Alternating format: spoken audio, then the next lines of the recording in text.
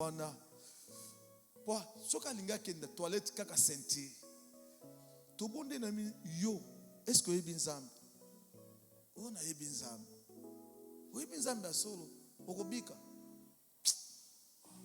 azondi mate na lobi lelo zobika to longoli senti alobi makambo batanga na Bible o papa na komona que Jésus zo sala ayi komona ngona lokolama.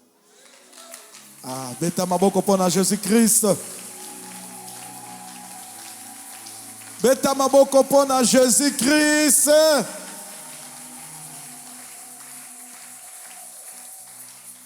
Moi nanga pembe yaka. Azaki na dépression matale. Beta maboko pona Yesu. Beta maboko pona Yesu ndenga zakoya. Nakata.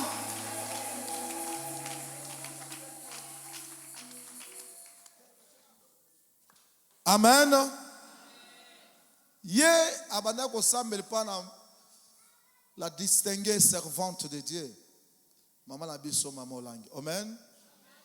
Maman na linga ke mingi, alinga ipensambe to. Amen. Auti kuna. Mais eloko ni basali. Kama kuya lopango ba pese dépression na yana ndeko na ye. Mo mutu ezo bouger, makambo ezo simba bien. Aye kaka tobonde na ye aleki na délivrance banda mukolo wana ta ndenga komi kitoko makambo stekeli boss nakata beta maboko pona délivrance na guérison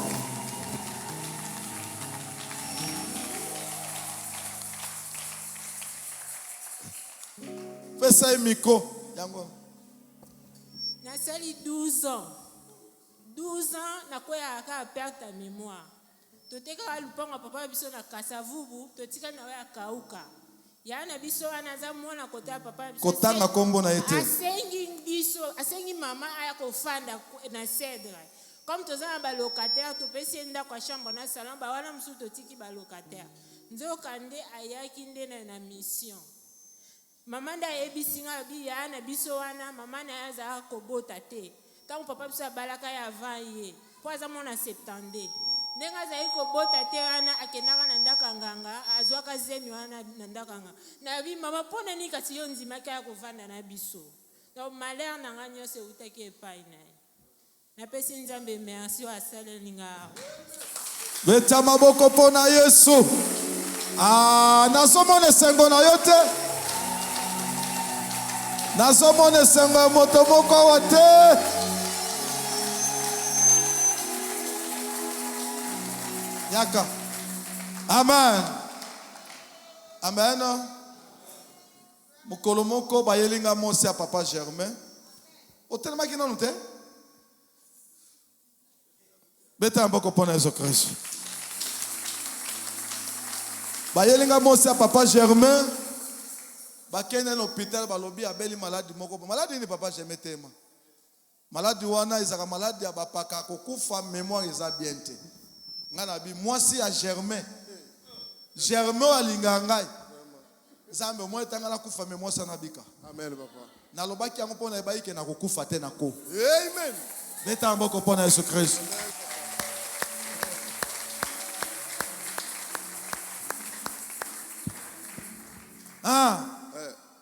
madame abelaki rhumatisme en même temps donc estomac est comme à niveau ulcère. Ulcère ça veut dire que c'est ba pota. Toké na scanner nzoto ne mobimba. Balobi donc malade comme mena liwa. Parce que niveau est comme qui bazo kama kutu ke abukani ba makolote ndeni parce que ndenga za ko tambola na il pouvait pas se retrouver boy mikuwa ngabi moi c'est bon nakikutana na papa mukula na papa asirika tozana papa lingi biso mingi boye bien mukula na sambela pona mama bejo na kanda sambela pona mama bejo ngana otoka. Je me souviens ce jour-là avant que papa fongola monoko na loba ke Obiki, ngana bis papa, merci pour Abiki. Moi, j'ai senti sa guérison dans mon corps. Papa Simbié. Azo sambela zolela. Ngana termina olela. Tant papa aussi ça, ngana zo toka. Na bis papa Abiki. Abi, organiser que on a les deux à Obiki. Ma bejo lelo. Nga kutere moko na boya roule mo pondu mukeme. Ya zo lia pondu. Do abi sa maladi wana ba ibsera ezaka ngana suste kenda. Ekenda. Ayana pilipili ngana le asupite. Amen. Amen. Malade wana ekenda libela au nom de Jésus-Christ. Mama Bejo akomaki nzoto bilongezo vimba. Elonge déformé ngabi mais c'est quoi ça? Zambiwani. Obiso la benga Zambiwani. Ezaka colère mabe. Amen. Tango na benga Zambiwani. Yes. Ata ozaki na malade nini ekokende na kombo na Yesu Kristo. Mama Bejo okokufa te. Amen. Okobota mwana mosusu ya mobali. Te ya mobali après ya wana ifazo kombo ya mopona. Amen. Basi bakoya sima. Ale na pesi bino droit mobota na kombo na Yesu Kristo. Amen papa. Bonga moto na kangaka bango babota teme. Siko na fongole bino. Amen papa. Moponami. Amen papa. Amen. Papa na bisaki mama Bejo ata botami ya mwasi auza komba mopona. Te mwasi te mobali. Beta maboko pona moponami.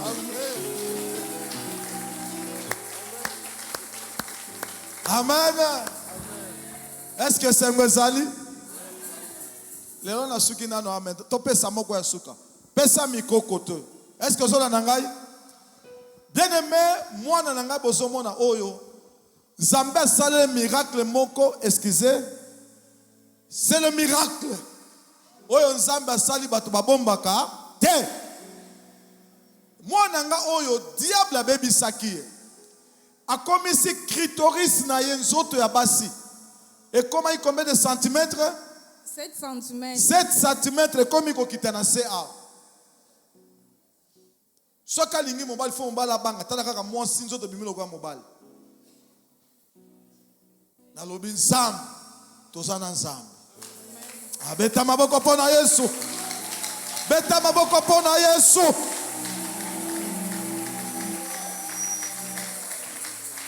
Na lobi tozana nzambe.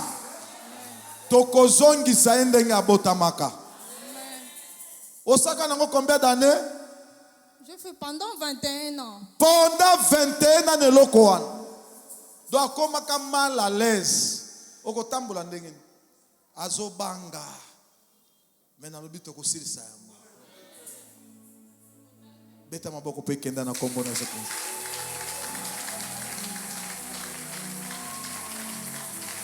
Nazomona maboko na yo te. Nazomona maboko ya mutu moko wa te. Nazomona maboko sengo te. Amen. Qu'est-ce que tu peux dire à l'église, toi? Attends à lingala, bolingi français mingi. Vous appelez enseignante? Non. Basengi merci mingi na ba serviteur o basala ki nga délivrance. Na pesi sou merci et papa John Mponzi Nzamba nae akosala ka lisusu ebele.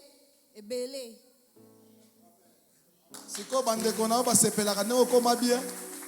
Basepelaka bazana nsengo makasi. Siko na sepelane depuis abika kangama na Nzambe depuis confinement. Beta maboko pona Yesu Christ. Tango totie loboko akwei délivrance ebima makambo ebele na kati. Me bakokoka biso te. Beta maboko pona Yesu Christ. Amen. Tosukisa. Papa Corona yaka. Beta mbako tanga za koya na kombo na Yesu Christ. Beta maboko pona Yesu Kristo. Amen.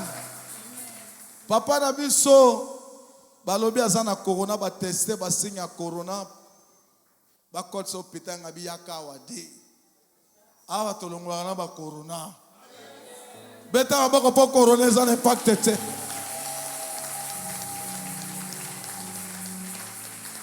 Est-ce que moto sengwazali? Aye to bonde na ye na lobi yo kokota hôpital te. Ata baloba yike bino bozana corona mais lokolo nyati aw ngana simbe na maboko corona ne ke na kombo na Yesu Christ. Bien aimé, naza na 4 personnes na poto. Oyo bazalaki pena na corona. Babika, bazoya. Bokomona bango. Amen. Nalobi Sam. Corona c'est un démon. Chez tout kuna Mungu. Le quoi toza na Nzambe. Lelo corona ezostila na kombo na Yesu Christ. Pesa emiko apesa église mbote. Shalom église. Oui, nde papa na biso alobi eza vraiment vrai. Et puis yango nde pusanga na église. Na banda kolanda papa suivant na ba télévision, même na zana bureau na musala. Na zolanda papa même pendant la nuit na bureau na musala, na olanda papa. Alors mukolo moko na beli, madame lokola za corps médical, ameyi ko zwanga na soin parce que ne muta traitanga suivant. Na moins de sali ba 4 jours ezo simbate, banda vraiment ko se manifester comme malaria. Na bino fona ke na hôpital ya service, na ki na vie bon na musala na direction, na ki na hôpital ya service, ezo hôpital moko amnene pe en place. Docteur ameki ko testenga ti abi mais nous sommes au normal, tension est bien, vous avez fièvre et tout bien, vous toussé mais est-ce qu'il a proposé na toro sala examen ya corona? Ngabi oui, ça va ceux qui ont tout ça là, na ki na testé ba bi eza positif mais pas de symptômes. Mais positif pas de symptômes comment? Alors na meko tuna docteur abi mo eza positif mais pas de symptômes, et déranger ngai. Abi bon ça va lobo le cas surtout dans le deuxième examen. Ngabi avant qu'il na le capoto dans le deuxième examen, il faut que mon papa. Madame, à partir de l'église, à partir de 20h, tu as papa, je crois, Alain, à Bondeli, après, tu as papa, n'expliquez papa bien, Kende et bima négatif, Kobangate. Là, papa, si bon de la Kenda qui paie, c'est le deuxième test, on a pas mon négatif, si le on sans zambe. Etamaboko pona Yesu Christ. Banda bika wana ti lelo atika la libela. Amen. Est-ce que peut être que c'est un bon pisiko zali? Tokati lelo awa. Pona lelo tosuki na témoignage awa. Amen. Tocha lobo côté bazali. Toyebisa Nzambe ke diable aoki sone. Amona bango te tobonde na kombo na Yesu Kristo. Oza Nzambe. Topamboli yo. Totiki bango na maboko na yo. Eloko moko te Nzambe. Et mon abango bazala couvert na puissance de la résurrection au nom de Jésus-Christ. Amen. Beta maboko pona Yesu. Est-ce que soyo kango beta maboko bisiko zali na salle? Soki c'est là ko iko bongi sana salle kune ko zala bien. Toke iko fanda na ba place na biso Nzambe apambola bino. Amen. Nous allons parler, il est 18h. Nous allons parler pendant 20 minutes. Et on va prier aussi pendant 20 minutes. Amen. Amen. Est-ce que nous sommes là? Est-ce qu'on peut faire comme ça? Pepa maboko bisiko zali. Que mon Dieu vous bénisse. Soyez tous bénis au nom glorieux de notre Seigneur Jésus-Christ. Papa Germain, tu vas nous lire dans les livres des Proverbes, chapitre 30, commencer par le 24e verset. Nous clôturons aujourd'hui avec les fourmis au pluriel.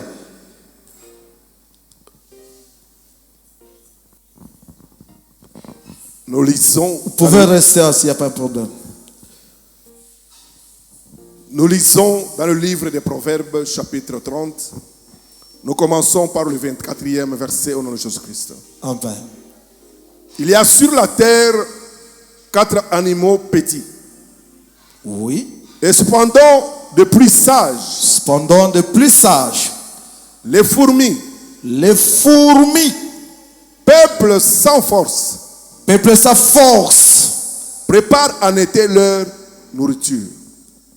Prépare en été leur nourriture. Amen. Amen. Que mon Dieu vous bénisse. Est-ce que nous sommes bénis ce soir? Amen. Vous savez, on en a longuement parlé il y a de cela un mois, je crois. Et le dimanche, nous avons parlé sur l'été. L'été, c'est une bonne saison. C'est une saison douce. Et dans cette saison, il y a la présence du soleil. La présence du soleil. Ceux qui vivent l'Occident, ceux qui sont en Europe, ils savent comment ils se préparent pendant l'été.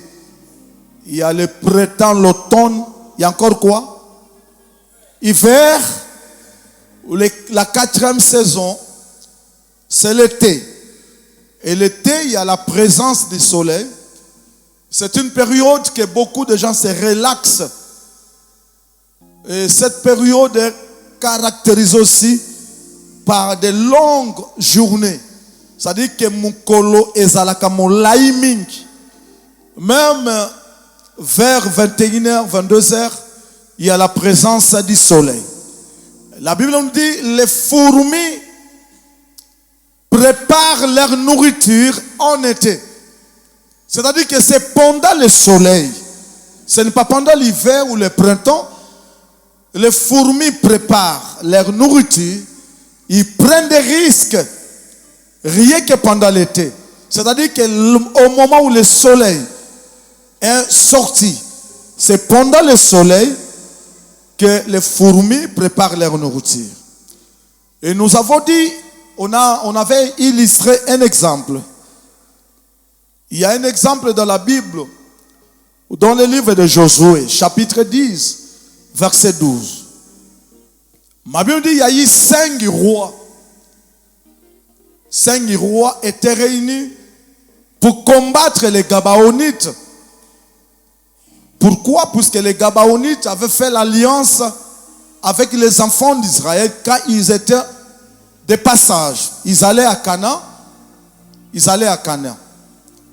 Et quand ils sont arrivés quelque part, les Gabaonites ont appris que les Juifs allaient passer par là.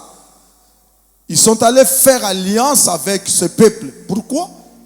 Israël était puissant. Et la puissance, la force d'Israël était par rapport à la loi de Dieu. C'est-à-dire que la présence de Dieu accompagnait ce peuple, ce qui avait fait que l'Israël soit fort. Amen. Alors, Josué, il a compris que ces rois s'est comploté contre les Gabaonites, c'est-à-dire qu'ils s'est comploté aussi contre Israël. Et quand ils ont commencé à livrer le combat, Josué, c'était pour la toute première fois dans l'histoire au monde qu'un homme puisse arrêter le soleil. Amen. C'était pour la toute première fois dans l'histoire au monde qu'un homme puisse arrêter le soleil. Nous en avons aussi parlé le dimanche, n'est-ce pas? Et nous avons dit, selon qu'il est écrit dans la Bible, quelle a été la préoccupation de Josué? Il avait dit, le soleil, tu dois t'arrêter là-bas. Jusqu'à ce que j'ai fini avec ces Amoréens. Voyez, nous avons dit, le soleil ici, c'est Dieu lui-même. C'est la présence de Dieu. Et le soleil ici représente aussi la grâce. Le soleil ici représente la grâce. Puisque ma Bible dit dans Matthieu, chapitre 5, 43. La Bible dit que le soleil s'élève pour les méchants et les bons. Vous voyez, lorsque le soleil s'élève chaque matin, il s'élève pour tout le monde. C'est-à-dire que le soleil est le symbole de la grâce.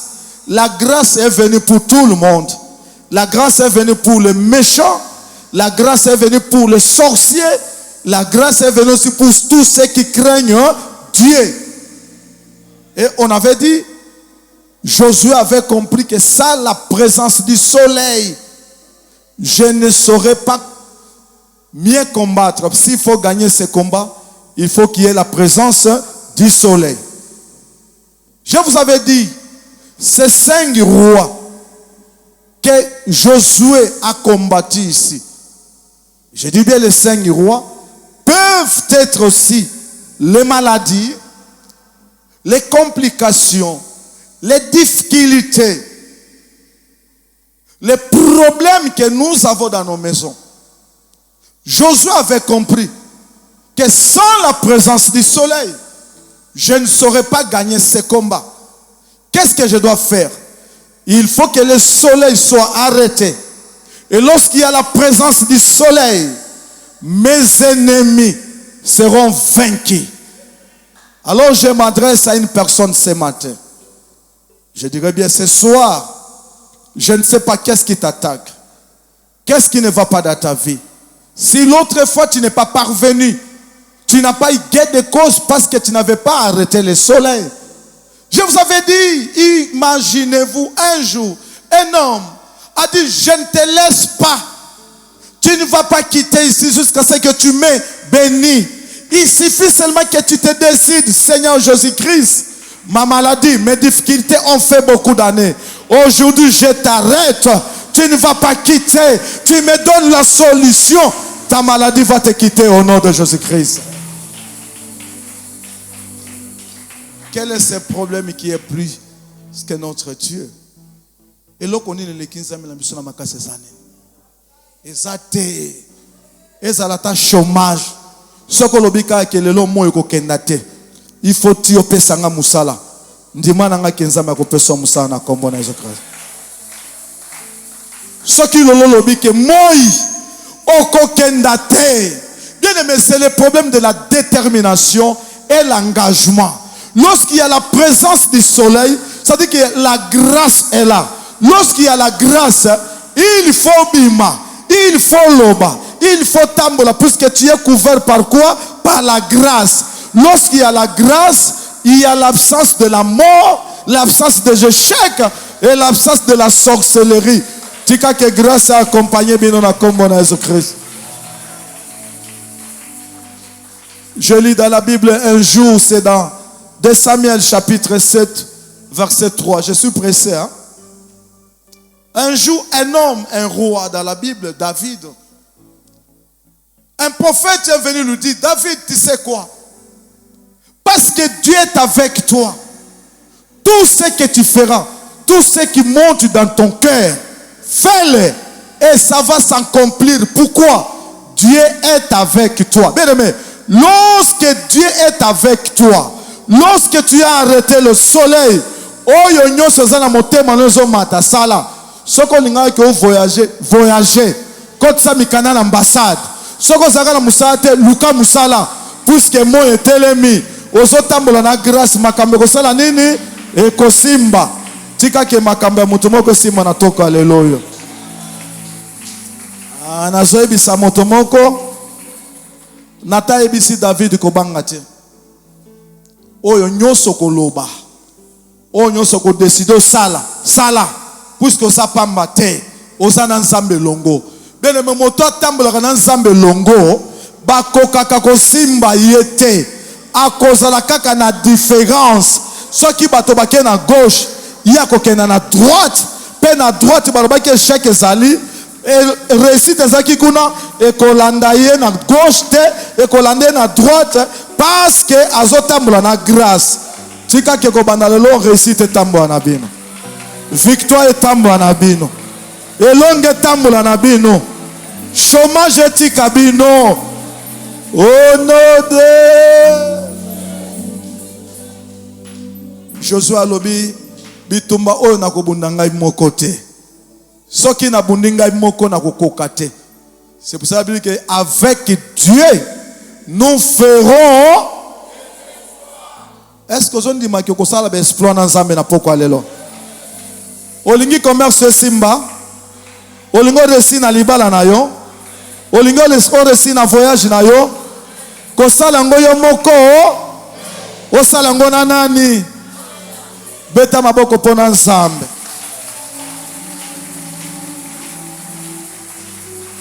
Nazomona moto moko vini ezo changer na kombo na Yesu Christ. Nazomona moto moko makambo ezo koma bien.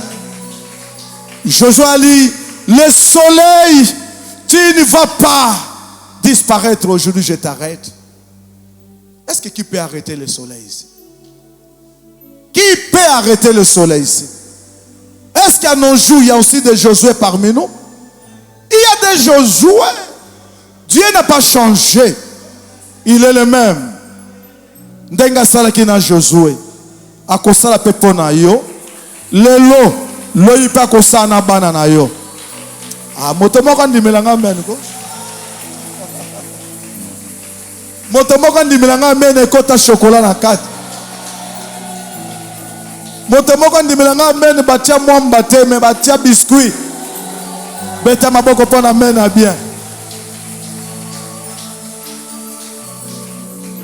Le soleil, arrête-toi ici. Ah, j'aime la Bible, j'aime la Bible. Il y a des hommes de défi dans ce monde.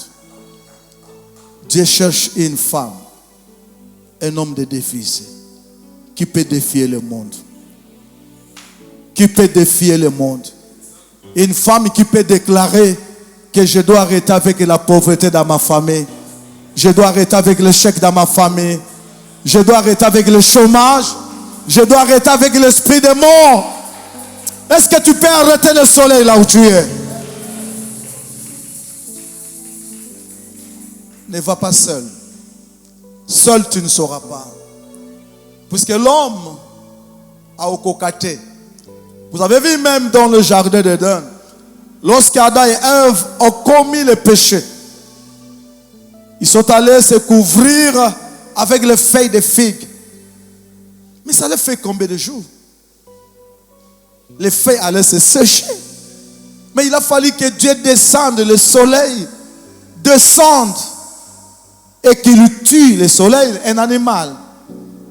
Il a pris seulement la peau de l'animal et il les a couverts. Vous voyez? Ça dit que ce n'est pas ton effort, ce n'est pas ta manière de voir les choses que tu vas réussir dans ta vie. Si tu veux gagner dans cette vie, si tu veux vivre une vie heureuse, associe-toi avec le soleil. Associe-toi avec Dieu. Est-ce que motazola nangai? Est-ce que lingi vino bato ba betelo maboko? Olingi bato bandi mona kacha Congo. Kosala makasi na yo moko. Avec Dieu nous ferons. Et il écrasera. Beta maboko ponza ma ko écraser maboko. Je vais clôturer puisque je vous ai dit qu'on ne sera pas long.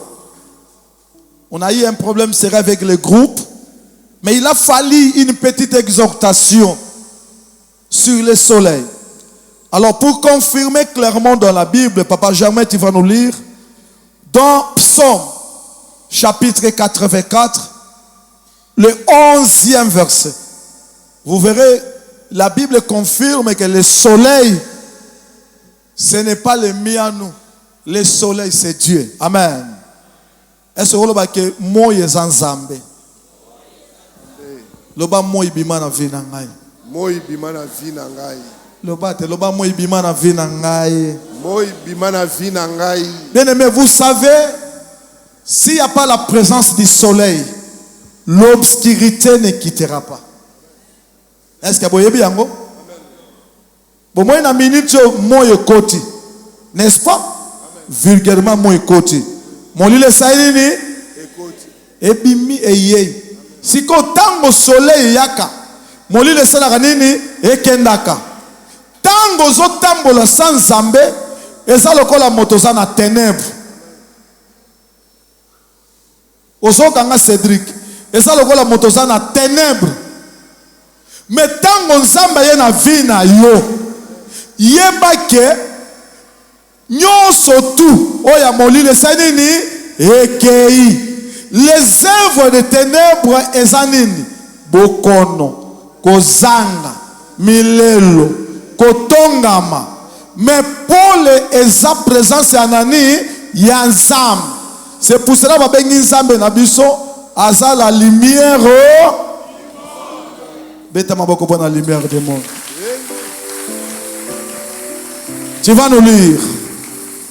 Nous lisons dans Psaume chapitre 24, Verset 11. verset 11 au nom de Jésus-Christ. Car l'Éternel Dieu est un soleil et un bouclier. Écoutez, Josué avait compris que dans ces combats, sans la présence du soleil, je ne vaincrai pas.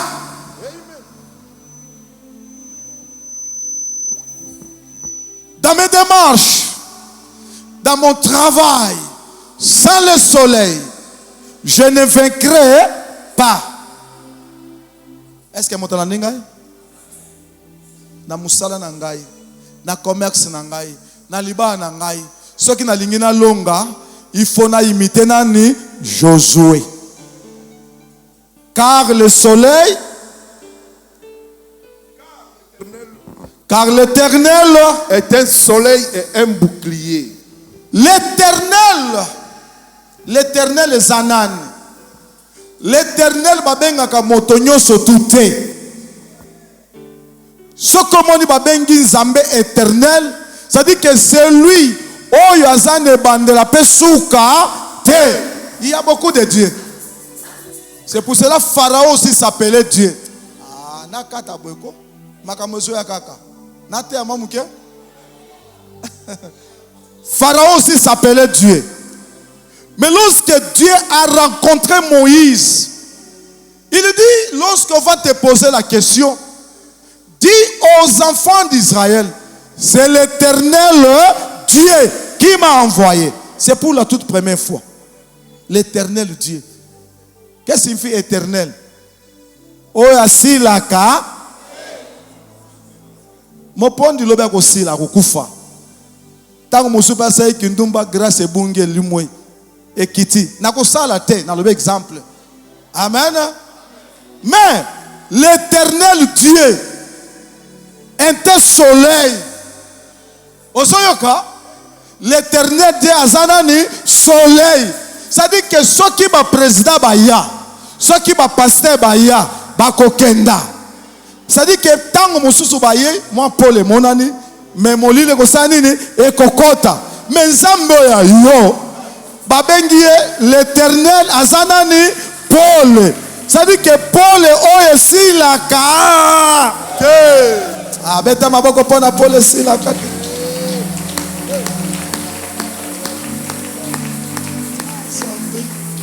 Sambe oncle bakoki oboya ngai bandeko bakoki oboya ngai mais nzambe oyo apelaka na vie ya moto asilaka te on l'appelle l'Éternel Dieu tika ke apela na misano na kombo na Jésus Christ. L'Éternel Dieu c'est un soleil soko bengiye oya Josué kuta kotaka oya Josué salma kaka un jour. Mais abiso atikala ya libela beta maboko pona Jésus-Christ de Nazareth.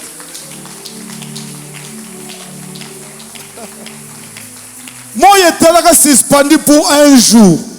Mais le nôtre est venu du ciel. Au lieu qu'elle a suspendu quand à Gabaon, ayeti na Congo.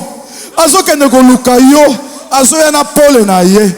Soka komi na ndako no Paul saini ni ekoti. Tika ke Paul ekota na misa na bino. Na lobi Paul ekota na mabota na bino. Andimela nga bien na loba bien ko. Est-ce que motomazo ni make Paul ekota na misa na ye? Bene mais soki Paul ekoti na misa na yo, échec kei, kolele kei, kufe kei, kozange kei, et puis okoyeba banguna no nyonso na kombo na Jésus Christ. Tika ke bandoki gentil a libota na babimana. Nalobi bandoki gentil a misa na babima. Bandoki gentil église au babima. Au nom de l'Éternel Dieu, c'est un soleil. asenga kaka un jour soki kaka otelemika mokolo moko kaka ata baza bango 5 ngai moko na yo elongo bakokoka ngai nazoyebisa moto abundisaka na libota na bino banda lelo oyo ayeba koza susu yo moko te tika ke mo etelema na vie ya moto moko nalobi mo etelema na moto moko na vie ya moto moko baformi bakomprenant ke biso tokende ko riske vi ngonga molili te il faut to riske vi kaka ngonga ya soleil puisque eza ngonga ya grâce ngonga ya grâce bima ata balobi ke korone ezali kozwa yo te est-ce que moto azoyoka ngai ngonga ya grâce ata balobi bandoki bazalaka na quartier na bino kobanga te loba je marche sous la grâce je marche sous la grâce loba je marche sous la grâce naza na se ya ngolo est-ce que moto azoloba makambo na kondima soko lobe yango na kondima nzambe atambola na yo soko lobe yango na kondima bandoki ya famille bamona yo te tango bandoki na bino ya baluba ya bangala katuma montre na bango moke ya kuchikuna wana oyo ezopela kaka na nganda njika kutu nganda njika mobimba te me oyo yanga aza pole mpo na mokili mobimba sali ke moto na bango eza moke beta maboko mpo na moto ya Yesu Kristo Bible lobi aza kaka moi te mais aza pe bouclier est-ce que baby bouclier eza lokola protège so balingi batyo likonga otie boy so balingi beto mbasu ekiti boy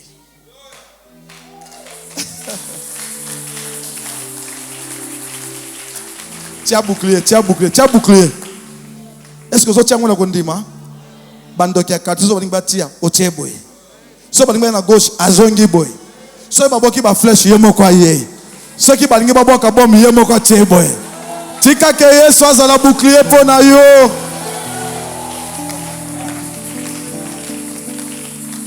est-ce que bolingi nzambe kati na siko est-ce que sana bato balinga nzambe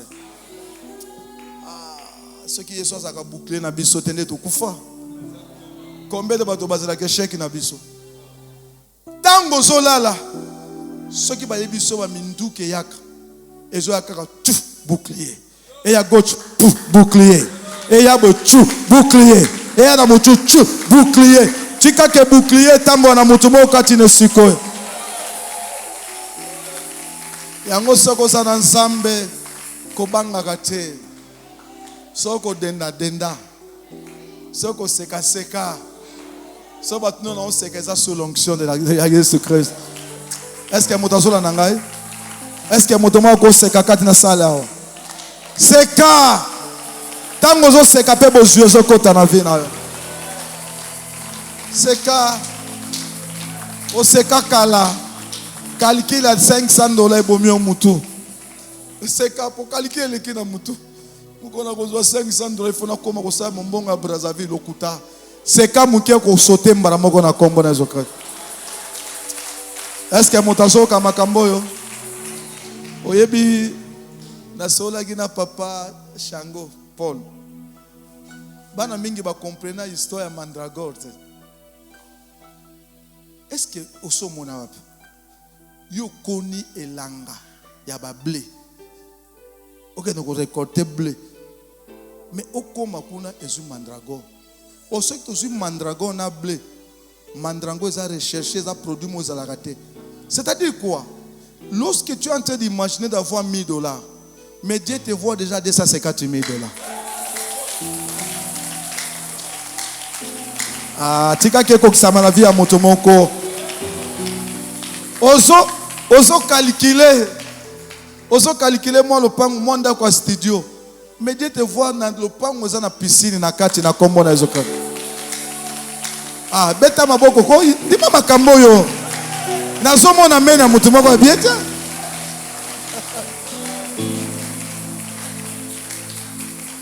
Vous voyez, c'est ça ce que Dieu fait. Le bouclier. Ma surprise agréable. Josué a dit non, sans Dieu je ne serai pas. Il faut que le soleil s'arrête. Tu sais combien de fois tu as essayé par tes relations, ta connaissance, voire même la médecine. Vous savez, le médecin m'a dit avec cette maladie, il suffit seulement de suivre la cure, ça va finir. Et depuis le temps que tu as suivi la cure, il n'y a pas un changement. Mais lorsque tu avais foulé ta plante de pied ici à Lokolama, parce que tu as compris que les médecins soignent, mais la guérison vient. Est-ce que tu crois à cet homme de Galilée? Tu crois que Yesu abikso na bokono nyoso na kombo na Jésus-Christ? Est-ce que je m'adresse à une personne? Tu as essayé combien de fois pour que n'importe simbagate? C'est parce que tu n'avais pas arrêté le soleil. Mais même cette église, sans le soleil, et qu'au simbate. Moi j'ai compris, je dois arrêter le soleil. Le soleil soit là. Matonge c'était quartier Rokaye, quartier Libanga. Ce qui nous beta marteau, il faut moyezala. Na molili na komi beta musapi. Il faut moyezala. Depuis moi à Télémao, balinga te tokotondo na kombo na Jésus-Christ. Tika ke moya te na vie ya motomoko. Maman, là où tu travailles, place au sa musana yo. Motomoko kusaka na yo ko za isusu te. Papa, place au sala muta ko saka na za lisusu te. Soko koti ko banga te. D'ailleurs, ils ont dégagé soleil bien. Soleil bien, ça parfaite. C'est l'onction. Mandragore. Où est sa katina yo? Et banda ko dégager soleil qui to kona comme on est. Oyebi. Pourquoi bato bakaolinga mingi basi na butu? Pourquoi les gens vont plus dans des hôtels la nuit? Surtout ça, les statistiques à moi ina butu les gars. Pourquoi? Et puis mingi kene na butu ko mo la ga basi ta mususu bimi na moi si mikos na mobile. Azo bango ke na moi. Ce sont les œuvres des ténèbres. On se comprend? Mais tango moya yaka. Ata oza na mutu mabe. Ça dit que ozo nzambe a copé so facilité ota la vie à moto. Ça ndenge bozawa.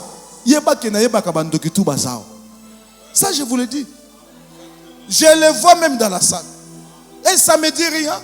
C'est un esprit. Ceux qui bandimi va vous changer. Et l'autre mo ke bon mami likolo nzambe zate. Ah nakasa ko beta aboko bien. Je peux commencer un jour, je me réveille, yo zandok. Atoke ko funda, o zandok. Mais je ne peux pas le faire. Puisque le soleil a l'accent batonyos. Ndenge bozawa. Et puis na linga rabino tout. Souci na ngezali soko zandoki, tika kindoki. Sinon te na koloba moi telema osusuwana na ndenge ya mabesiko. Josué temisaka moi na ndenge ya mabe. Il faut longa bitumba. Nini bundeli yo nani? Na zo bundiso nani? Nana kote yo ndako nani? Nani nga botra mobile no nani? Nani nga bebisa musano nani? Koke no mona nganga te. Nana kangi voyage no nani? Nana kangi misano nani? Est-ce que temisa moi place ozali? Loba na temisi moi. Loba na temisi moi. Na misala na ngai. Na libala na ngai. Na ndako na ngai. Au nom de Jésus-Christ.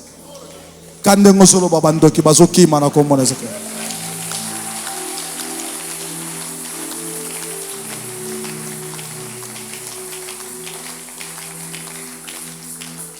Barua mitano bakoka Josué te à cause de la présence du soleil. Ça dit que seigne mboke sangani pour ba munisa Josué yemoko. Josué le binozala makasi te. Ngai fona temisa kaka moi. Na bitumba no tiaka nani. O tiaka mayele na yo. Oh, j'ai des avocats, j'ai des maîtres. On va les corrompre. Mais lorsque tu mets le soleil, incorruptible,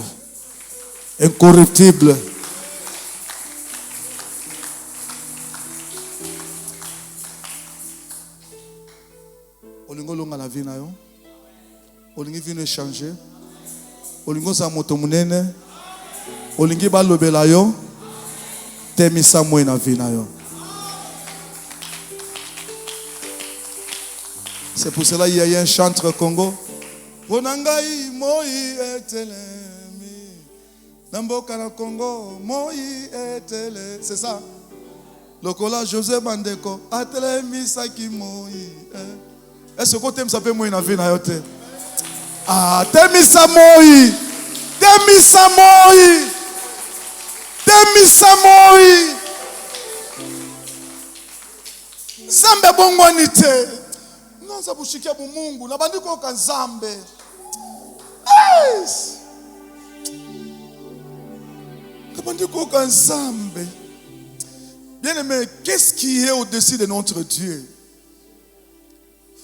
Et l'on connaît le Nzambe na biso ezanini. Nini kokai na Nzambe na biso? Ah, Nzambe. Josué avait arrêté le soleil. Il a dit aujourd'hui le soleil au kokendate jusqu'à ce que nasila na bato.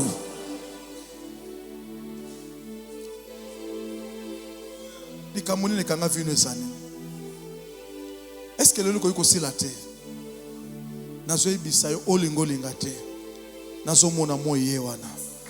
Moye wana telemi. Ah! Moye wana telemi. Moye wana telemi. Moye wana telemi. Nalobi moye zotema na vie na yo. Bonangai moye etelemi. Lokola José Bandeko atelemi saki moye. Titango likambo ne kosila. Likambo na yo ezanini. Likambo na yo ezanini. Mama likambo no ezanini. Temisa Yesu. Temisa Yesu. Tiozo solution. Ya likambo na yo.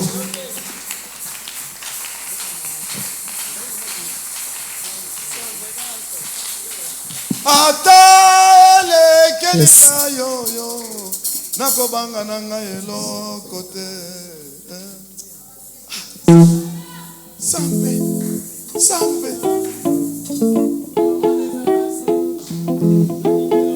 Os ensemble. Os ensemble. Os ensemble. Atai ndalingaye. Atai kelikayo. Nakobanga nanga kote. O yankelanga. Azali na bomoye. Yesu o asimanga. Ayebinga malamwe. Yango nakobanga te. Banda kobonela bisiko zali. Yango nakolenga te. Ozoye bisanzambe. Eloko ekanga vi na yo leloyo. Ezokenda. Lelo ifo sila na bobola. Osila na kozanga tokei.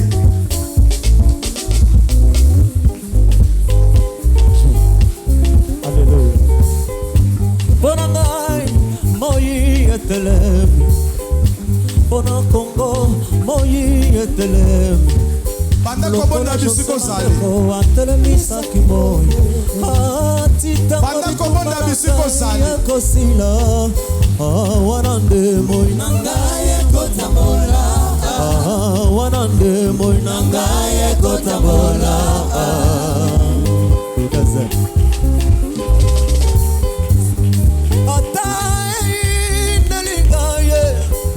Banda kobonela banda. Nakobanga nanga eloko te. Oyankelanga azali na bomoye. Ya Yesu oyankelanga ayebinga malamwe. Po akelanga azali na bomoye. Ya Yesu oyankelanga ayebinga malamwe. Yango nakobanga te. Yango nakolenga te. Ngai nakobanga te. Nakobanga te mokili oyo. Mokote na se. Mokote na se. Nakobangisa. Nakobanga ye.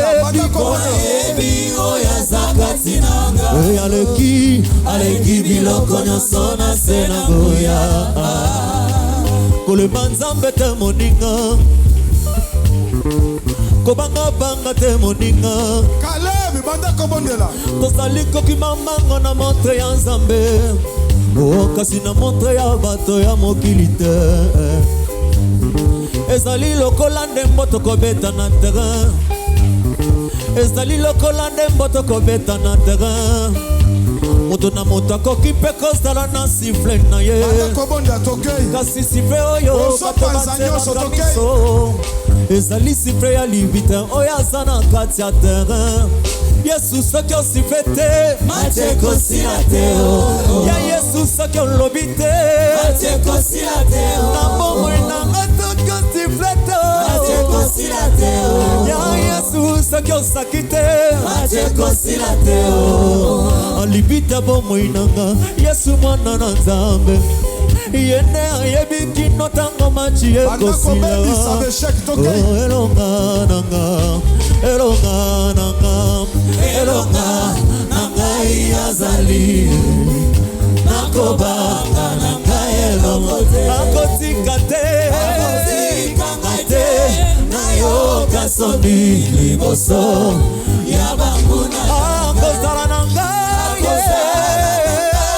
kino na suka motole na moto na ngai Bartime mpe atelemisaki moi Bartime mpe atelemisaki moi azalaki na nzela ayoki mokodi aza koleka akangi fils de David pitié de moi bato bakangeli ye yokanga monoko atongoli mongongo mbala mibale pitié de moi bato bacholaki ye yokanga monoko Yesu abaluki atali ye mpe alobi yo mwana la merge nasala na yo nini ye yo mwana mopondi nasala na yo nini ye nalingi na mona obulo yo obulo yo lelelele bulo yo lelelele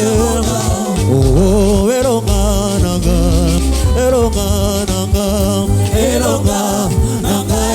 azali nakobanga na ngai eloko te makotika ngai te nayoka soni liboso ya banguna akozala na ngai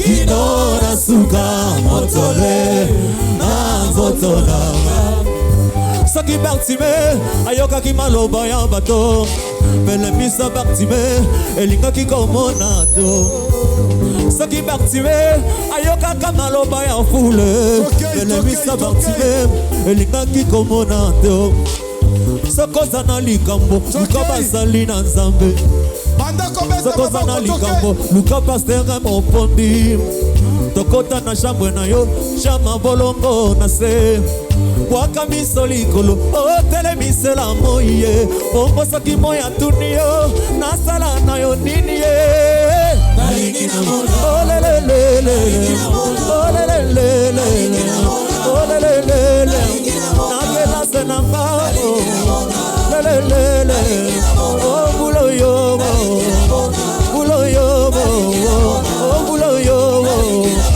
obulo yo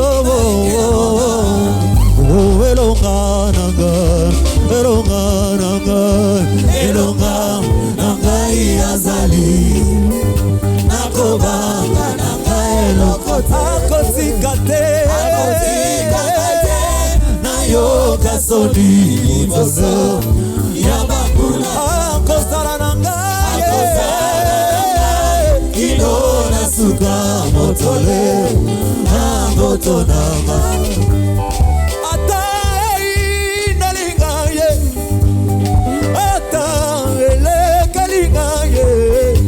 nakobanga nanga eloko te nakolenga nanga eloko te oyo akelanga azali na bongo ya Yesu nde asalanga ayebinga malamu ya Yesu oyo akelanga azali na bongo ya Yesu oyo akelanga ayebinga malamu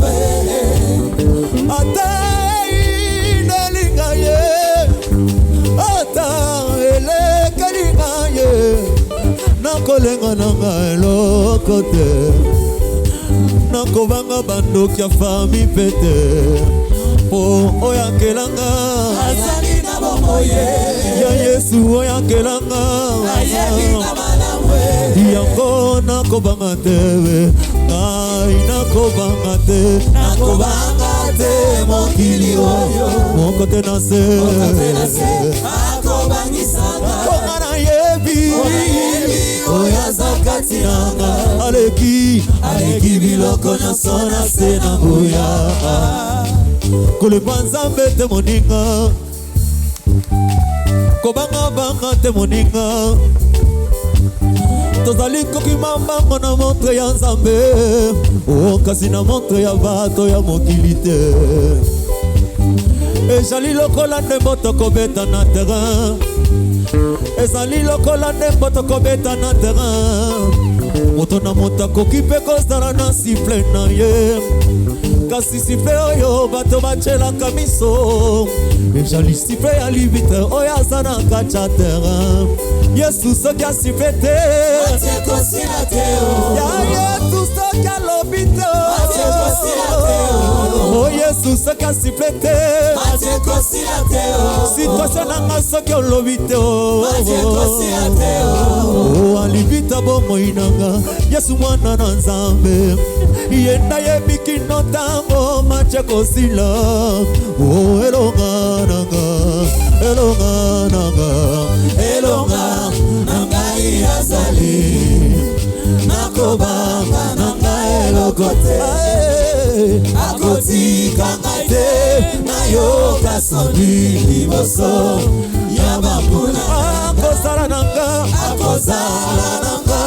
kino na suka motole na nzoto nanga Bartime mpe atelemisaki moi Bartime mpe atelemisaki moi azalaki na nzela yoki mokonzi aza koleka agangi fils de David évite de moi bato bafinaki ye yokanga monoko atongoli mongongo mbala mibale évite de moi nga kutu nafinaki ye yokanga monoko Yesu abaluki atali ye mpe alobi yo mwana Bartime nasala na yo nini ye yo fils de Time nasala na yo nini ye nalingi na mona obulo yo lelele obulo yo lelele obulo yo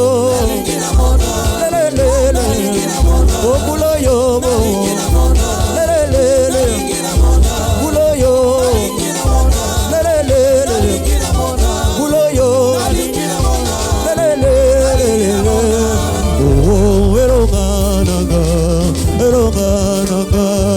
elonga nangai azali nakobanga nanga eloko te machinano esili te akotika ngai te nayoka soni liboso ya bambuna akozala na ngai kino na suka motole na nzoto nanga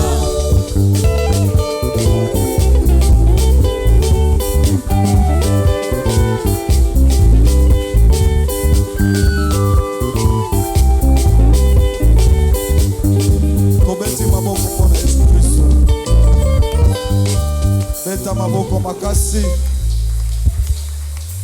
tobeti maboko makasi beta maboko makasi bisiko zali beta maboko makasi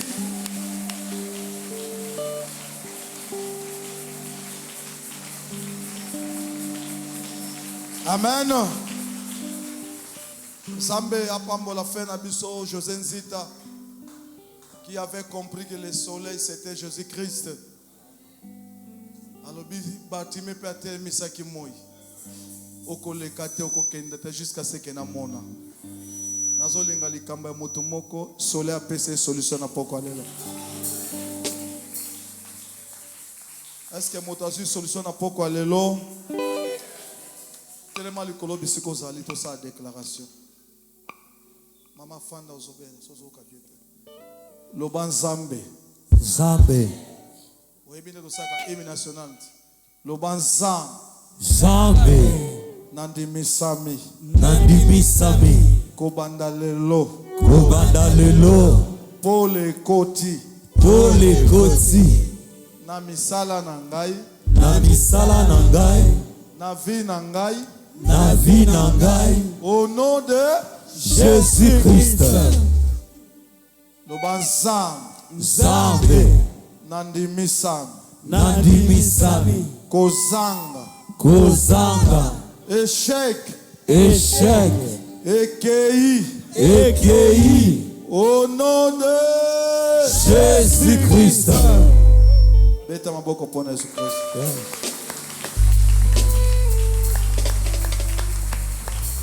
Tofandi. Ça donner l'argent comme vous n'avez jamais donné. Mais nous voulons la bénédiction financière. Ça demande de le donner. Il faut donner. Coupez ça côté la mototé. Et puis côté la batoté. Quand on appelle $100, vous avez l'argent. Donnez. Aux esclaves à mototé, aux esclaves à moto. Ça veut dire que vous connaîtrez la vérité. Et la vérité vous en. Non, soyez libres. Moi, je suis indépendant. Même mes parents sont là. Si Dieu me dit quelque chose que peut ça, comme je vais faire quelque chose pour un serviteur d'ici là, Dieu m'a déjà convaincu. Pour un serviteur. C'est ça Dieu. Oh, papa no baza le côté. Est-ce que papa va botanga baza banzam? So nzamba moyo bango siko. Mukolo nzamba ke papa nanga bango na saila bango na okanga motema ti. Et je dois le faire et je le ferai puisque c'est un devoir pour moi. Jamais ma parent nanga ba souffrir. Mais si Dieu m'oblige de faire quelque chose, qui es-tu pour m'arrêter? Puisque loko musoko sala ngobo nzamba pe so ba miyo. Na ba parent na yo, na ba tata mosi ba sali ni babiki. Ainsi dit l'Éternel, ça puissant que les kabato. Olanda kabato te. Loko la papa Didier. Abanga ko pesa mbongo po batba mo une église te. Obanga nani? Aux esclaves à moto. Frère, mais c'est ça à l'aise. Qui a $100? Au moins dans ça mon bongo $20. Azo ko tiango na price à 1000 fois. Pourquoi? Est-ce que l'église est Congo ezalaka? Ah ba Congo bazate, bangala bazate. Ah to sakati na Jésus Christ. Amen. Est-ce que nous avons bamabe? Il faut zala libre. Ko pesa no zala libre. Ko lata na yo zala libre. Ba no bazala libre. Makambo tout libre.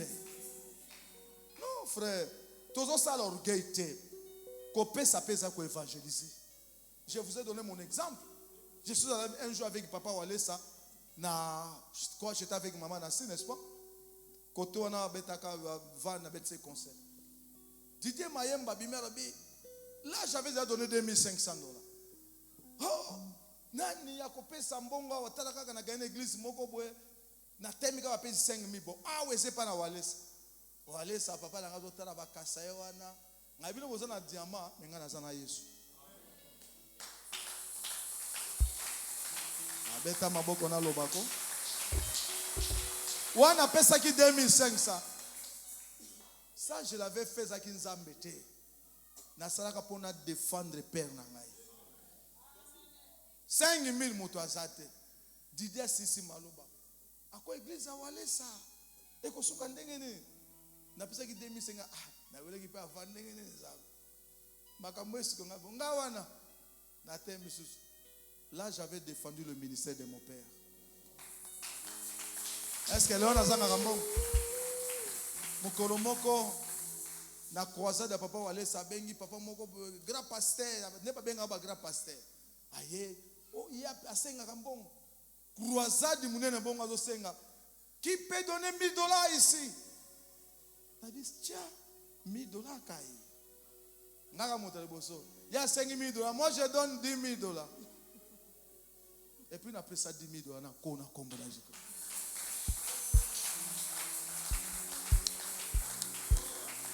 Est-ce que na kufa? ndenge boza boyeba ke bokopamba nzambe akorekompase nga banyongo na nga to wana. Yango soko ozwa na église oyo bosana bobola. Koloba te koza mobola te. Toza na problème ya groupe. Nous devons acheter un groupe de 20 kV, 100 kVA. C'est 20 000. Bateki yango moins cher et pas général moko neto kaso kabela biso. Il y a 100 kVA. Église avait cotisé, on est déjà à combien? 4 000 et quelques. Donc, Mikolo va tout comme Matiba, l'endo qu'on a fait beaucoup de 10 000. Moi-même, je vais donner 5 000. Donc, il faut pour ça l'église 15 000 $. 15 000 $, ça demande 150 personnes. 150 personnes.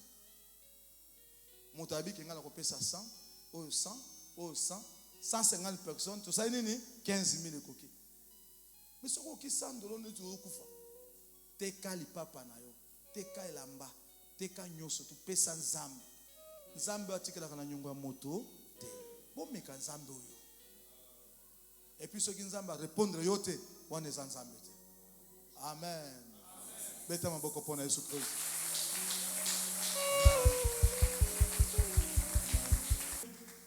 Je passe à communiquer à tous ceux qui nous suivent sur le net et à la télé. Nous avons un problème de groupe, mes bien-aimés. Je sais que vous avez d'argent ou vous n'avez pas beaucoup. Dieu est à la recherche de bénir quelques personnes. Le message vous sera parvenu. N'hésitez pas. Je sais que vous avez beaucoup sémé et vous n'avez rien vu. Nous avons un Dieu, on l'appelle Dieu de souvenirs. Le jour que vous suivrez ces messages, n'hésitez pas de nous envoyer votre contribution. Regardez grandes communautés comme l'église de la Merge. Nous nous poumonons tous les jours, chaque mercredi. Il y a des délivrances qui se font ici, on ne demande rien. Mais nous avons un problème de groupe. On est en train de nous vendre un groupe de 100 kVA, 20 000 $. C'est une faveur que Dieu nous a donnée. L'église peut arriver à 10 000 $. Toute personne de bonne foi, soutenez cette œuvre. Et Dieu se souviendra de vous. Pas seulement vous, et vos familles, vos enfants, vos emplois, au nom de Jésus-Christ. Que mon Dieu vous bénisse.